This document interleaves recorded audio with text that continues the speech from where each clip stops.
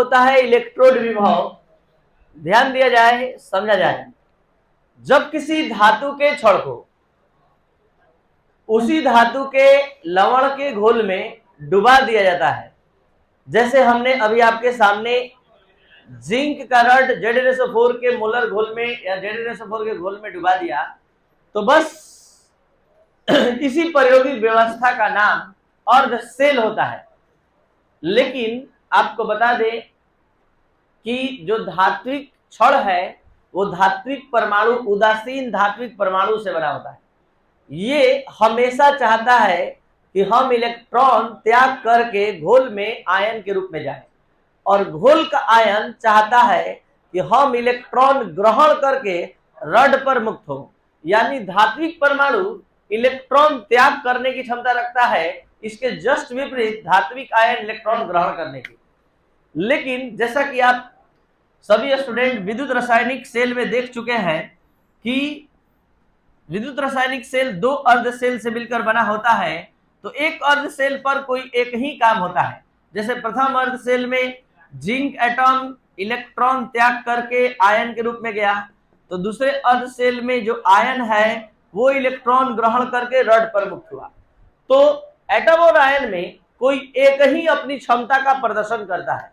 तो यहां पर इस वाले अर्ध सेल में एटम के त्यागने की क्षमता आयन के ग्रहण करने की क्षमता से अधिक है, इसलिए ये एटम इलेक्ट्रॉन त्यागने में सफल होता है।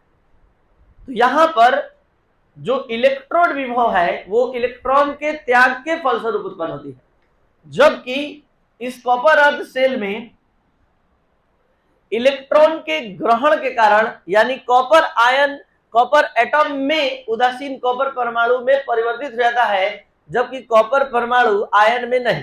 कारण है आयन के ग्रहण करने की क्षमता एटम के त्यागने की क्षमता से अधिक है। तो होगा काम कोई एक किसी एक अर्ध सेल पर, लेकिन एक्टिव दोनों होगा, और जिसकी क्षमता ज्यादा होगी काम वही होगा। तो इसके त्यागने की क्षमता अधिक है इसके ग्रहण करने से, इसलिए इस अर्ध सेल में हमने देखा कि एटम इलेक्ट्रॉन का त्याग कर पाया, आयन ग्रहण नहीं कर पाया। इस वाले में हमने ये देखा कि आयन ग्रहण कर पाया, एटम त्याग नहीं कर।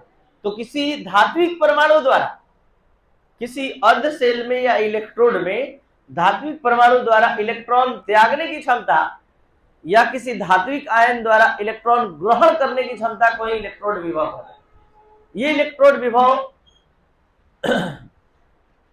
कुछ कारकों पर निर्भर करता है, जैसे धात्विक परमाणु की प्रकृति पर, जो घोल में धात्विक आयन है उसकी प्रकृति का यहाँ सेंस त्याग और ग्रहण करने की क्षमता से। तीसरा, धात्विक आयन जो घोल में मौजूद है उसकी सांद्रता पर। चौथा, ताप। और पांचवा, दाब। लेकिन दाब कारक तब सक्रिय होगा जब गैसीय इलेक्ट्रोड होगा। इसके बाद इलेक्ट्रोड विभव के बारे में आप हमेशा याद रखेंगे एकदम संक्षेप में कि इलेक्ट्रॉन त्यागने या ग्रहण करने की क्षमता को ही क्या कहते हैं, इलेक्ट्रोड विभव। इसके बाद हम आप लोग को बताए थे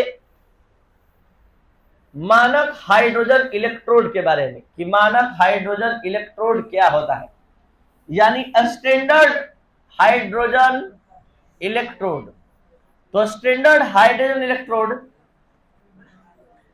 स्टैंडर्ड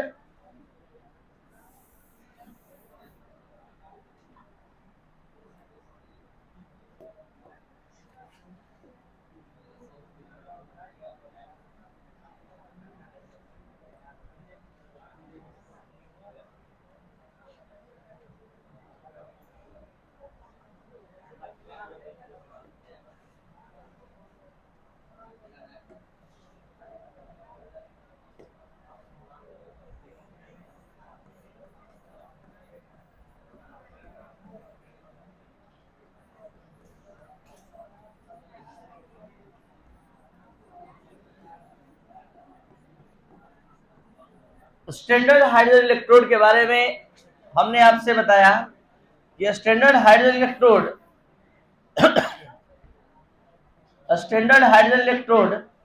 क्या होता है।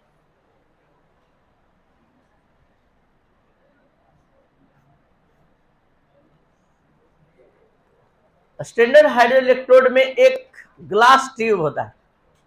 इस ग्लास ट्यूब में एक प्लेटिनम का वायर होता है। ये वायर कार्बन ब्लैक से कोटेड होता है और इसके निचले सिरे पर एक प्लेटिनम का प्लेट लगा होता है जो H2SO4 या HNO3 या HCl के मोलर सॉल्यूशन में डूबा होता है, यानी हाइड्रोजन कंटेनिंग एसिड में डूबा होता है।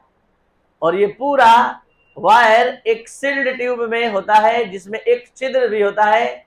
इस छिद्र के माध्यम से हाइड्रोजन गैस को 180 एम प्रेशर और 298 केल्विन टेम्परेचर पर हाइड्रोजन गैस को लगातार प्रवाहित किया जाता है। तो ये कंप्लीट एक्सपेरिमेंटल सेटअप, ये संपूर्ण प्रयोग व्यवस्था मानक हाइड्रोजन इलेक्ट्रोड कहलाती है। मानक हाइड्रोजन इलेक्ट्रोड इसको इसलिए कहा जाता है क्योंकि आगे बहुत सारे इलेक्ट्रोड का इलेक्ट्रोड विभव निकालने में ये मानक के रूप में कार्य करेगा। इसका अपना पोटेंशियल 0.00 वोल्ट होता है। तो यहां इसका ये पोटेंशियल 0.00 वोल्ट ये हमें आगे बहुत मददगार साबित होगा किसी भी इलेक्ट्रोड का पोटेंशियल के मेजरमेंट में। ये एक ऐसा इलेक्ट्रोड है जो इलेक्ट्रॉन का त्याग भी कर सकता है, ग्रहण भी। ये एक ऐसा इलेक्ट्रोड है जो कैथोड भी बन सकता है, एनोड भी। ये इलेक्ट्रॉन का त्याग वाला प्रक्रम भी दिखा सकता है, ग्रहण भी, ऑक्सीकरण भी दिखा सकता है, अवकरण भी। तो ये जब जैसे जिस फॉर्म में हम यूज करना चाहें आराम से यूज कर सकते हैं। इसलिए ये बहुत ही ज्यादा इस चैप्टर में उपयोगी टॉपिक के रूप में माना जाता है standard hydrogen electrode. Next term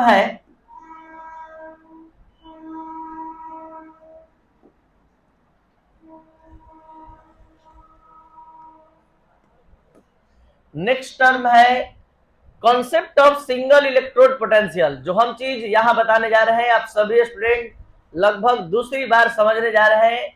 concept of single electrode potential. Concept of single electrode potential क्या होता है, ध्यान दिया जाए। इलेक्ट्रोकेमिकल सेल में जैसा कि आप सभी स्टूडेंट जान चुके हैं कि दो हाफ सेल होता है, एक होता है जिंक का और एक होता है कॉपर का। तो जिंक इलेक्ट्रॉन का त्याग करता है और कॉपर ग्रहण।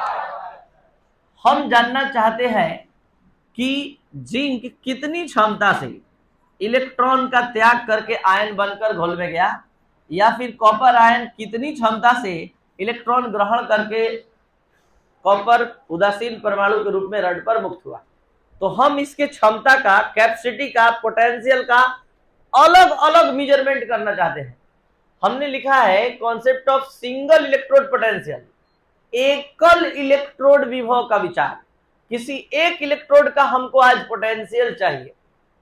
तो कॉन्सेप्ट कहता है कि कभी भी किसी एक इलेक्ट्रोड का पोटेंशियल नहीं निकाला सकता है।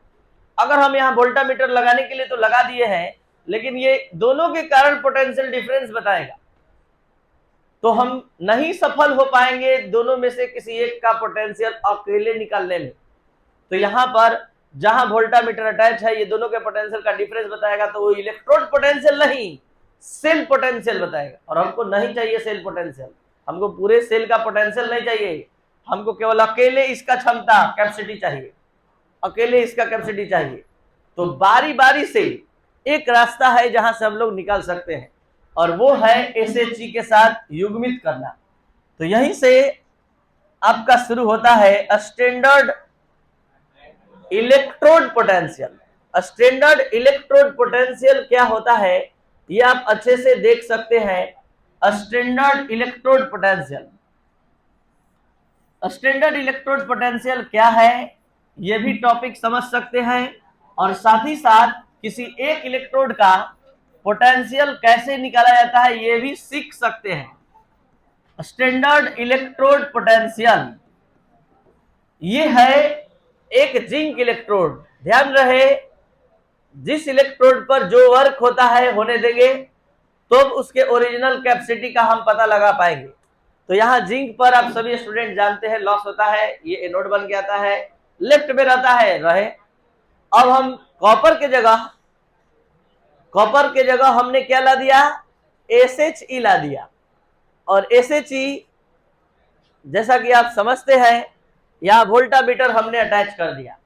अब हम जब वोल्टामीटर अटैच कर रहे हैं, यहाँ कॉपर के जगह हमने SHE ले लिया, SHE ले लिया, और ये जिंक इलेक्ट्रोड है। तो जिस कैपेसिटी से ये इलेक्ट्रॉन लॉस करके आयन बनकर घोल में जाएगा, उसकी क्षमता को अब वोल्टामीटर दिखाएगा। कैसे दिखाएगा, ध्यान देंगे। वैसे ही दिखाएगा जैसे दो व्यक्ति है, ए और बी।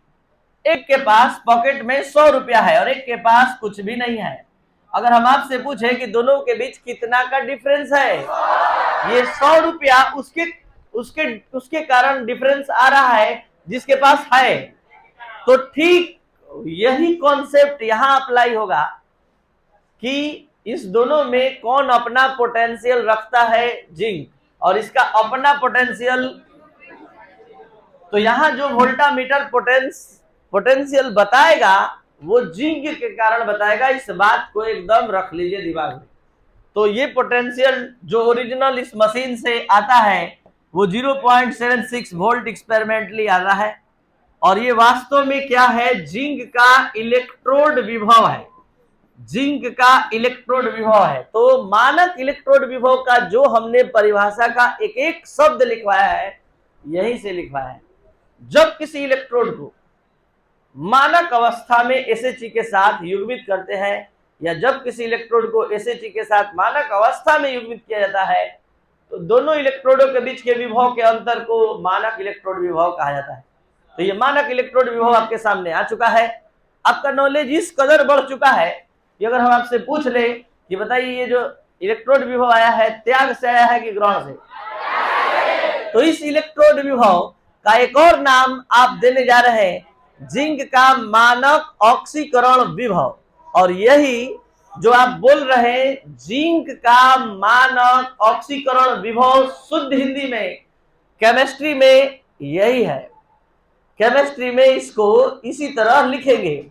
और अब जो चीज हम बताने जा रहे हैं, आप सभी स्टूडेंट बहुत बारीकी से ध्यान देंगे। कल भी समझाने का प्रयास किए थे, आज भी समझाने जा रहे हैं कि ये जिंक का इलेक्ट्रोड विभव है। फिर हम कुछ समझे तो पता चला कि त्याग के कारण विभव लाया है, तो हम इसको पढ़ने लगे जिंक का मानक ऑक्सीकरण विभव। अब कुछ ज्यादा कॉन्सेप्ट देने जा रहे हैं, ध्यान दीजिएगा। जैसे एक एग्जांपल कि इस पूरे वर्ल्ड में सबसे अमीर व्यक्ति कौन है, वारेन, मतलब कौन है, एलन मस्क। तो एलन मस्क सबसे अमीर आदमी है, तो सबसे कम गरीब एलन मस्क। सबसे कम गरीब भी वही है जो सबसे ज्यादा अमीर है। एक दूसरा एग्जांपल, इस आवर्त सारणी में सबसे अधिक विद्युत ऋणात्मक तत्व कौन है, फ्लोरीन। सबसे अधिक विद्युत ऋणात्मक फ्लोरीन, और सबसे कम विद्युत धनात्मक फ्लोरीन। जो सबसे अधिक विद्युत ऋणात्मक है वही सबसे कम विद्युत धनात्मक है। तो सुनिए, जितना क्षमता से ये इलेक्ट्रॉन का त्याग कर सकता है, उतने ही कम क्षमता से इलेक्ट्रॉन ग्रहण करेगा। उतना ही कम क्षमता से ग्रहण करेगा। इस कम कैपेसिटी को कैसे रिप्रेजेंट करते केमिस्ट्री के दुनिया में, जबरदस्ती हम जिंक का मानक अवकरण विभव लिखने जा रहे हैं आपके सामने। जिंक का मानक अवकरण विभव जो हम हिंदी में बोल रहे हैं, यहां केमिस्ट्री में लिखा जा रहा है -0.76 वोल्ट।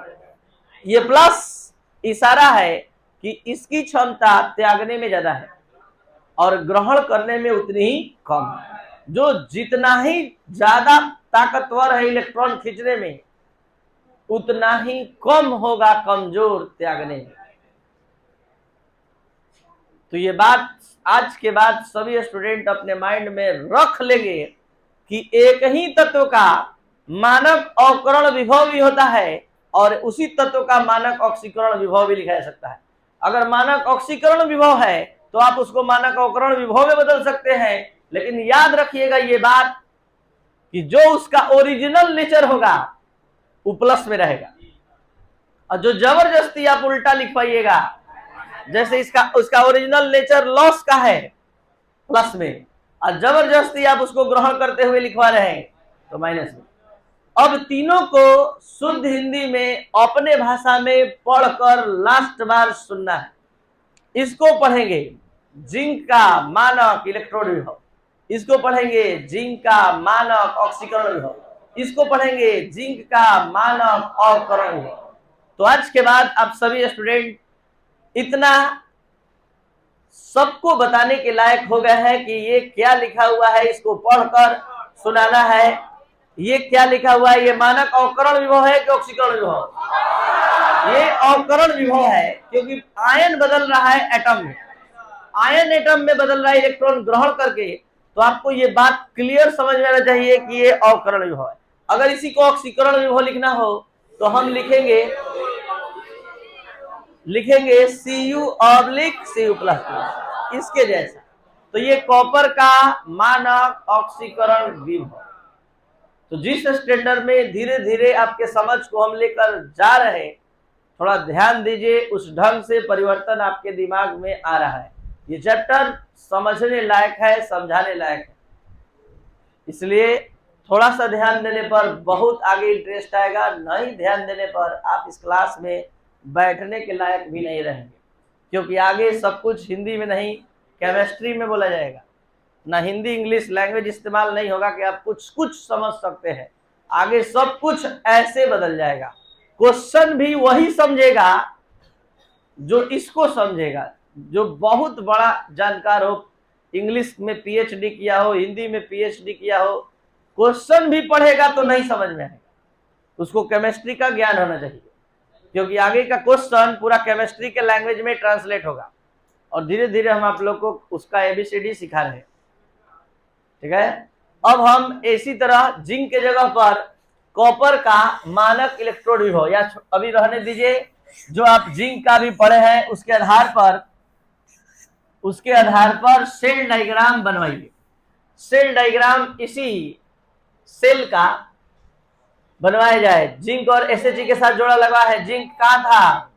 जिंक कहाँ था? Left side. एनोड कहाँ होता है? Left side.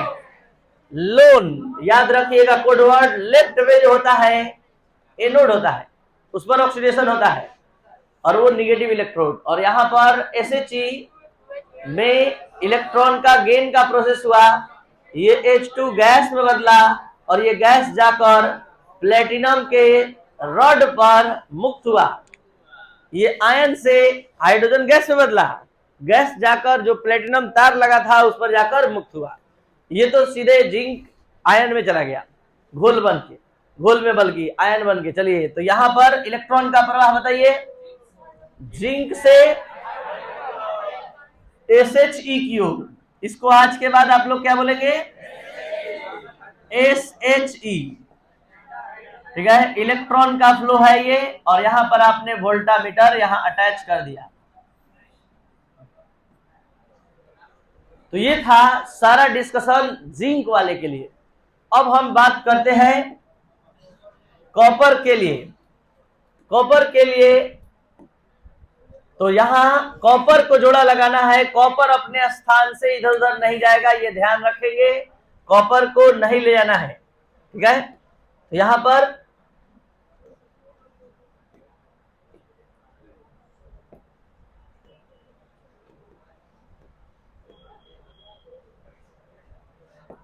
देखिए, तो ये है आपका SHE और ये वाला रहेगा कॉपर, अपने राइट साइड के पोजीशन में बरकरार रहेगा। ये कॉपर का रड है और इसको हम SHE के साथ युग्मित किए हैं।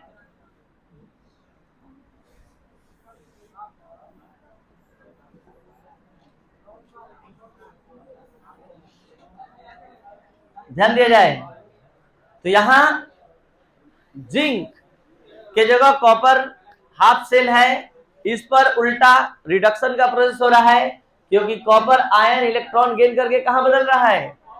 एटम में, एटम में बदल रहा है। तो यहां जो पोटेंशियल आएगा इस वोल्टामीटर से, वो गेन के कारण आएगा कि लॉस के कारण? ग्रहण के कारण, त्याग के कारण? तो ये वोल्टामीटर, इसका अपना पोटेंशियल तो 0.00 वोल्ट होता है। तो जो भी पोटेंशियल आएगा किसके कारण? तो कॉपर इलेक्ट्रॉन का ग्रहण कर रहा है, तो ग्रहण करते हुए विभव का एक्यूरेट मान इस इंस्ट्रूमेंट से इतना आ रहा है, और ये ग्रहण का विभव है, रिडक्शन पोटेंशियल। चलिए, तो अब जरा समझ के आधार बताइए, इस पर त्याग हुआ है कि ग्रहण? तो अब कॉपर का मानक अवकरण विभव सेम यही रहेगा।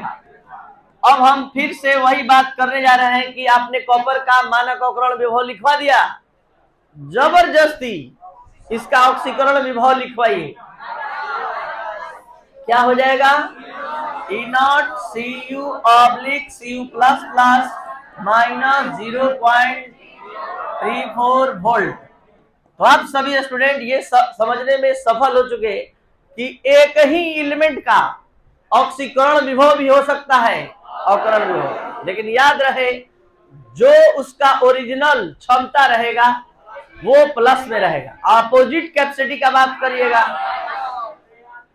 तो आगे का कॉन्सेप्ट क्लियर होगा। अगर आप इसको अच्छे से समझ लिए तो इस पर आधारित सेल डायग्राम बनवाइए। सेल डायग्राम इसका जल्दी से सेल डायग्राम, सबसे पहले प्लेटिनम रड से हाइड्रोजन गैस कन्वर्ट हुआ था आयन में, और वो एक्वस फॉर्म में, ठीक है, salt bridge Cu plus plus aqueous form से Cu सॉलिड, और इस प्रक्रम में इलेक्ट्रॉन का फ्लो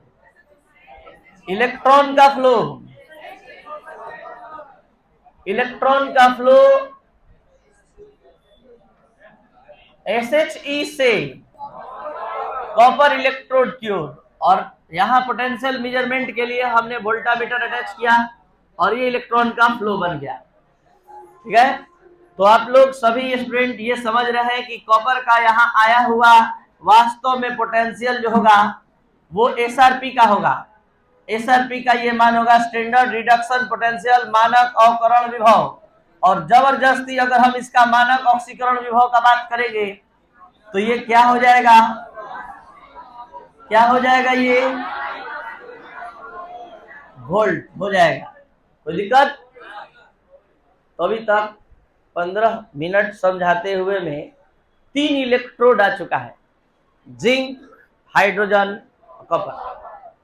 तीनों का मानक अवकरण विभव, मानक स्टैंडर्ड अवकरण रिडक्शन विभव पोटेंशियल, तो एक होता है SRP, एक होता है SOP, एक होता है मानक अवकरण विभव, एक होता है मानक। तो तीनों का SRP आप देख लिए हैं। जो स्टूडेंट नहीं देख पाए, देखिए शुरू से। जिंक का पहले हाइड्रोजन का ही देख लीजिए 0.0, इसका SRP SOP सब 0 प्लस माइनस में नहीं होता है, इसलिए SRP SOP जो ही। अब यहां पर आते हैं, उसके बाद जिंक का, तो जिंक का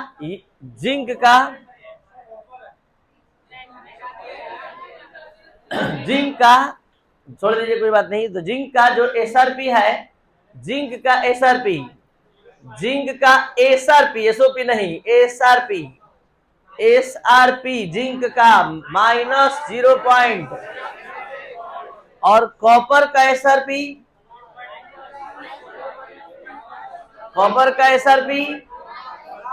प्लस 0.34 वोल्ट।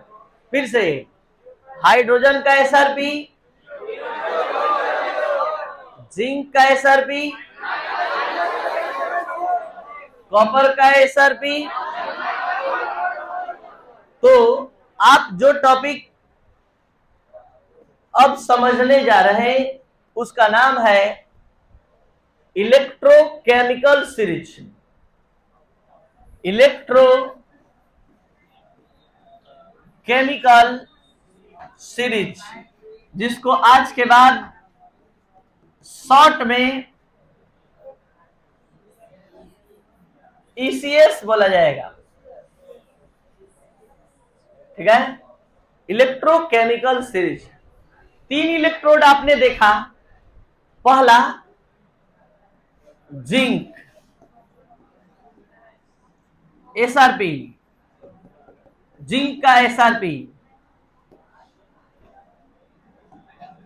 जिंक का एसआरपी आपने देखा -0. हाइड्रोजन का एसआरपी आपने देखा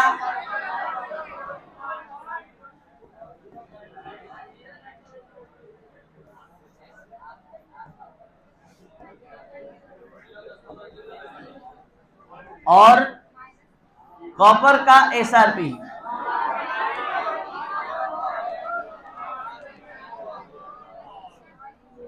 ध्यान से समझेंगे आप सभी स्टूडेंट।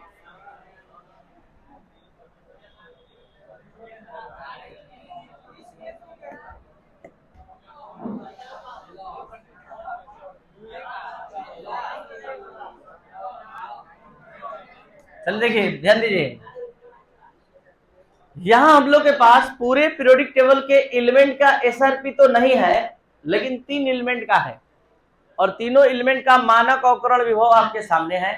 हमने क्या किया है कि तीनों के मानक अवकरण विभव को बढ़ते हुए क्रम में सजाया है। बड़े से देखिए, सबसे कम मान ये है, उससे अधिक मान ये है, 0 बड़ा है इस माइनस वाले से, और ये तो खैर सबसे बड़ा है। तो जब विभिन्न इलेक्ट्रोडों को, ध्यान से, जब विभिन्न इलेक्ट्रोडों को उनके एसआरपी के मतलब मानक अवकरण विभव के या मानक ऑक्सीकरण विभव के बढ़ते हुए क्रम में व्यवस्थित किया जाता है, तो विभिन्न तत्वों के इलेक्ट्रोडों की एक श्रृंखला प्राप्त होती है, सीरीज प्राप्त होती है, जिसे विद्युत रासायनिक श्रृंखला कहा जाता है। यहां हमने 3 तत्वों की श्रृंखला बनाया। आपके एनसीईआरटी बुक में, बुक के पीछे जहां लॉग एंटी लॉग टेबल है, वहीं पर विद्युत रासायनिक श्रृंखला का टेबल दिया है।